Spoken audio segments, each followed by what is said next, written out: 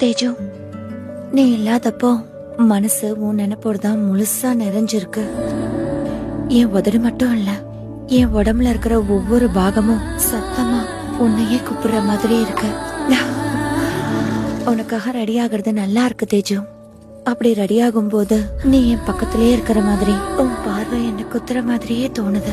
மனசுல உன் நினைப்பு வந்தாலே போதும், மொத்தமா எல்லாமே நறுமணத்துல நிறைஞ்சு போயிடும்.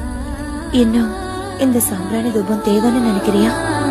நீ தூரமா இருக்கும் போதுதான் தெரியுது உன்னை நெருங்கி இருக்கிறது எவ்வளவு பெரிய அனுபவம்னு. உன்னை பார்த்து 4 நாள் ஆச்சு தேஜு. கண்ணை திறந்த உடனே வர முதல் யோசனை நீதான்.